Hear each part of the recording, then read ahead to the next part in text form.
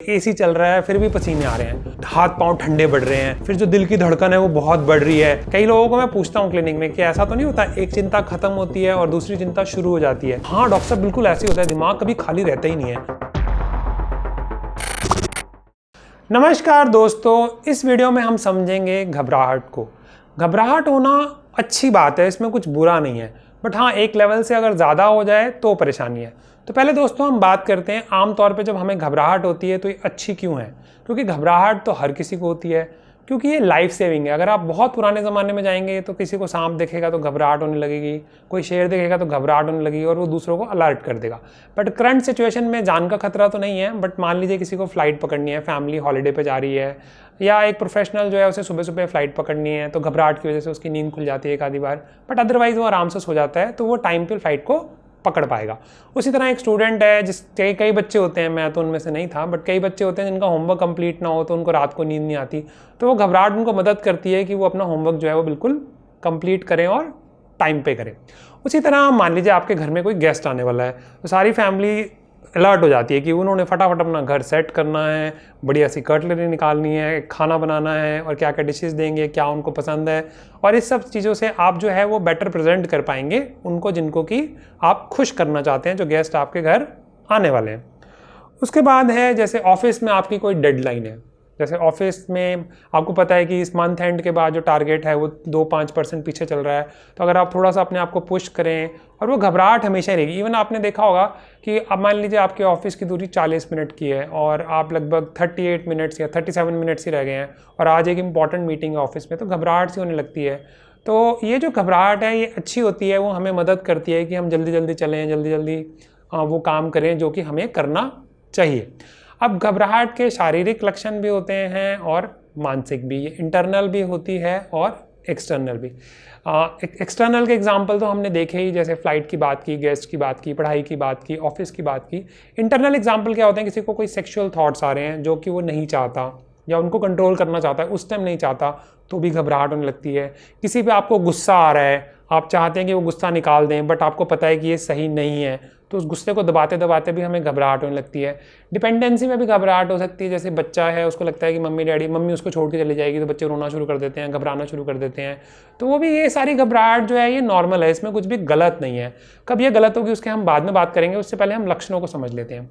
सबसे पहले, क्योंकि जो शारीरिक लक्षण होते हैं वो हम बेहतर समझ पाते हैं, क्योंकि शारीरिक परेशानी कोई भी समझ पाता है। हम ऊपर से शुरू करते हैं, जैसे कि सर में दर्द होना, और क्योंकि सोच ज़्यादा हो रही है घबराहट में तो ब्लड सप्लाई सर की बढ़ जाएगी। कई लोग बताते हैं कि डॉक्टर साहब हमें ना गर्मी जैसी महसूस हो रही है, सर में भारीपन सा हो रहा है, उसके बाद जो है पसीने आ रहे हैं, एसी चल रहा है फिर भी पसीने आ रहे हैं, और हाथ पांव ठंडे बढ़ रहे हैं, उसकी वजह से है। उसके बाद क्या होता है, मुंह सूख रहा है, ड्राइनेस हो रही है, चोकिंग सेंसेशन हो रही है, ऐसा लग रहा है सांस नहीं आ रहा। कई बार तो लोग ऐसे सांस लेते हैं कि पता नहीं सांस ही नहीं आएगा। फिर जो दिल की धड़कन है वो बहुत बढ़ रही है, छाती में टाइटनेस हो रही है, पूरी बॉडी में स्टिफनेस हो रही है। उसके बाद जो है पेट में कुछ अजीब सा लग रहा है, कुछ खाने का मन नहीं कर रहा, उल्टी का मन कर रहा है। जैसे बच्चे जब स्कूल नहीं जाना चाहते तो उनका उल्टी का मन करता है, या उनको वॉमिटिंग आ भी जाती है, मन ही नहीं करता, जिसको नौजिया बोलेंगे, उल्टी का मन। उसके अलावा जो है पेट के अलावा जब एग्जाम के टाइम में सभी बच्चों ने महसूस किया होगा कि बार बार उनका सूसू जाने का मन करता है, और कई बार तो ऐसा भी होता है कि जो मोशन भी आ जाती है, कि पॉटी जाने की सेंसेशन सी होती है, और जैसे ही टेंशन खत्म होती है वो सेंसेशन खत्म हो जाती है। उसके बाद जैसे चेयर पे टिक के बैठ नहीं पाते, या खड़े हैं तो खड़े नहीं हो पाते। जैसे मान लीजिए बच्चा लेट हो गया है और कोई वेट कर रहा है, तो मम्मी या पापा वो राउंड लगा रहे हैं, फ़ोन क्यों नहीं उठा रहा है, उसने मेरा पिक क्यों नहीं किया फ़ोन। तो ये जो है ये फिजिकल सिम्टम्स हैं, कोई भी शक्ल देख के बता सकता है कि इस इंसान को, मेल या फीमेल, बच्चा या बड़ा, उसको घबराहट हो रही है। उसके अलावा मेंटल इसके सिम्टम्स क्या होते हैं, बहुत सारे लोग बताते हैं कि उनके माइंड में ना जैसे एक फिल्म से चलती रहती है, एक बात खत्म होती है फिर दूसरी शुरू हो जाती है, एक बात खत्म होती है दूसरी शुरू होती है। मन में कभी शांति नहीं रहती, याद ही नहीं होता कि मन कभी शांत भी हुआ था कि नहीं। अगर कभी कभार ऐसा होता है तो इट्स ओके, बट अगर कभी भी हमेशा ही ऐसा रहता है तो ये एक प्रॉब्लम की निशानी हो सकती है। तो इसका मतलब ये है कि मन में बहुत ज़्यादा चिंताएं करना, फिर नेगेटिव थिंकिंग, अगर किसी के बारे में सोचना भी है तो बुरा ही सोचना, कि अगर वो लेट हो गया होगा तो एक्सीडेंट ना हो गया हो, वो फ़ोन नहीं उठा रहा तो उसका मोबाइल चोरी ना हो गया हो, अभी तक तो उसे पहुंच जाना चाहिए था, ऑफिस में उन्होंने मेरा फ़ोन क्यों नहीं उठाया, अगर फ़ोन पे जो है वाइफ ने हस्बैंड को फ़ोन किया और फ़ोन पे बिजी जा रहा है तो हो सकता है वो किसी और लेडी से बात ही ना कर रहा हो, तो घबराहट होने लग जाना, और उसके बाद दूसरा फ़ोन ट्राई करना कि जिसको आपको लगता है इससे चक्कर चल रहा हो, शायद उसका फ़ोन भी बिजी जा रहा है, हे भगवान अब तो क्या हो गया। तो वो सारे जो है शारीरिक लक्षण भी हैं और मन के लक्षण भी हैं, मतलब शरीर के भी हैं और मन के लक्षण भी हैं। ये सारी चीज़ें अगर होती हैं और हमें अलार्म्स रखती हैं, अब प्रॉब्लम कब आती तो ये सारी चीज़ें होती हैं और हमें अलार्म सिस्टम हमारा ऑन रहता है, तो उसमें कुछ बुरा नहीं है, 5-10 मिनट के लिए हुआ, हमने उस काम को अच्छे से मैनेज किया और बात खत्म हो गई।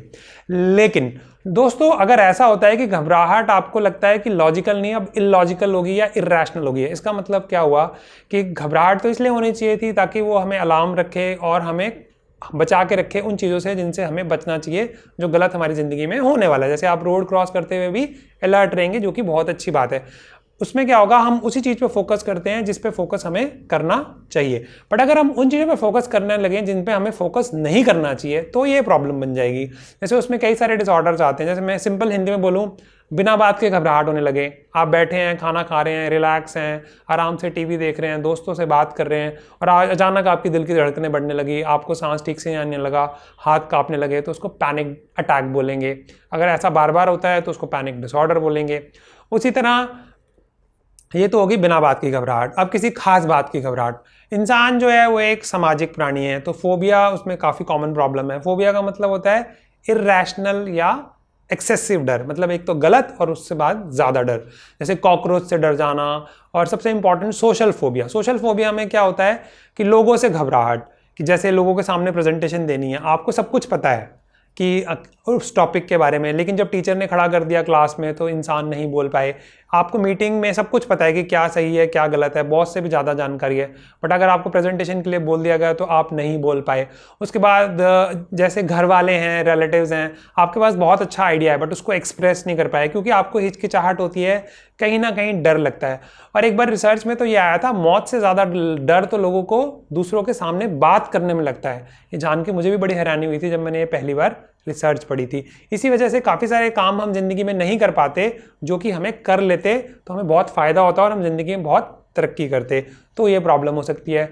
उसके अलावा होता है तीसरा बोलेंगे बात बात पे घबराहट, मतलब छोटी मोटी कोई भी बात है उस पर टेंशन लेना। आज सुबह नलके में पानी आएगा कि नहीं, मैं नहाऊंगा तो पानी ठंडा होगा कि गर्म होगा, आज हमारी मेड नहीं आएगी तो खाना कौन बनाएगा, खाना स्वाद होगा कि नहीं होगा, टाइम पे ऑफिस पहुंच जाऊंगा कि नहीं, प्रोजेक्ट मेरा टाइम पे कंप्लीट होगा कि नहीं, अगर मेरा प्रोजेक्ट कंप्लीट हो गया मुझे दूसरा प्रोजेक्ट मिल जाएगा कि नहीं। मतलब कई लोगों को मैं पूछता हूँ क्लिनिक में कि ऐसा तो नहीं होता, एक चिंता खत्म होती है और दूसरी चिंता शुरू हो जाती है, बोलते हाँ डॉक्टर साहब बिल्कुल ऐसे ही होता है, दिमाग कभी खाली रहता ही नहीं है। तो उसको जनरलाइज एंजाइटी डिसऑर्डर बोलते हैं। इन सब पे हमारे वीडियोस हैं, फोबिया पे भी हैं, पैनिक डिसऑर्डर पे भी हैं और जीएडी पे भी हैं। उसी तरह ओसीडी में भी घबराहट होती है। ओसीडी में क्या होता है, जैसे सेक्सुअल थॉट्स की हमने बात की थी, वहाँ भगवान को लेके सेक्स के थॉट्स आते हैं। उसके बाद ऐसा लगता है कि कई लोगों को तो ये इमेजिनेशन भी होती है कि वो भगवान के साथ ही सेक्स कर रहे हैं या भगवान पे थूक रहे हैं या भगवान पे यूरिन कर रहे हैं। तो इस तरह के थॉट्स जो है बहुत ही विचलित कर देते हैं लोगों को, बहुत परेशान कर देते हैं और उनको लगता है कि भगवान ने उनको श्राप दिया है या उन्होंने गलती की है। इस पर हम अलग से एक डेडिकेटेड वीडियो ऑलरेडी एग्जिस्ट करता है हमारे एनिमेशन में, बट मैं अपना पर्सनल वीडियो भी बना दूंगा हमारे चैनल पे वो वीडियो, तो ताकि लोग, इनको अवेयरनेस की बहुत ही ज़्यादा ज़रूरत है। तो इस तरह के कोई भी अगर लक्षण आते हैं जिससे घबराहट ऐसी हो रही है तो हमें एक प्रोफेशनल से ज़रूर मिलना चाहिए, क्योंकि घबराहट तो था अलार्म सिस्टम, बट जब प्रॉब्लम बन जाती है तो उसको बोलते हैं आउट ऑफ कंट्रोल। कि घबराहट, मुझे पता है कि घबराहट कब होनी चाहिए, जब फ्लाइट लेट हो जाए या आप पढ़ाई आपसे ठीक से नहीं की या कोई आने वाला है, किसी से आप मिलने वाले हैं, तब घबराहट हो तब तो बिल्कुल ठीक है और वो ख़त्म भी हो जाती है जब वो आए, आपने हंसी खुशी उनको खाना खिलाया, आपने अपनी फ़्लाइट पकड़ी, हॉलीडे को एंजॉय किया, आपने पढ़ाई पूरी की, अच्छे नंबर लिए, मज़ा आ गया। लेकिन उसके बाद भी अगर आप घबराते रहते हैं कि बाद में क्या होगा, इसके आगे क्या होगा, कैसे करेंगे, क्या नहीं करेंगे, इस तरह के थॉट्स आपके मन में चलते ही रहते हैं, तो इसका मतलब है शायद अब आपको एक प्रोफेशनल को दिखाने की ज़रूरत है। उसमें आप अपने नज़दीकी साइकोलॉजिस्ट या साइकेट्रिस्ट को दिखा सकते हैं। और आजकल तो 25 मार्च से सरकार ने ऑनलाइन कंसल्टेशन भी खोल दिया है, तो जो प्रोफेशनल आपको पसंद हो आप उसको दिखा सकते हैं। तो दोस्तों मैं उम्मीद करता हूँ कि मैं मदद कर पाया हूँ आपको घबराहट को समझने में कि ये बिल्कुल नॉर्मल है, इसमें कुछ भी गलत नहीं है। बट अगर ये ज़रूरत से ज़्यादा होने लगे, बार बार होने लगे और आपकी क्वालिटी ऑफ लाइफ ख़राब होने लगे, मतलब जो रोज़मर्रा की ज़िंदगी के काम आप करते थे वो आप नहीं कर पा रहे इसकी वजह से, जैसे कि अपने ऑफिस का काम, अपने घर का काम, अपने बच्चों से बात करना, और ज़िंदगी में एक शांति सी चली सी गई है, फिर हो सकता है कि हमें इलाज की ज़रूरत पड़े। तो आज के लिए दोस्तों इतना ही। धन्यवाद।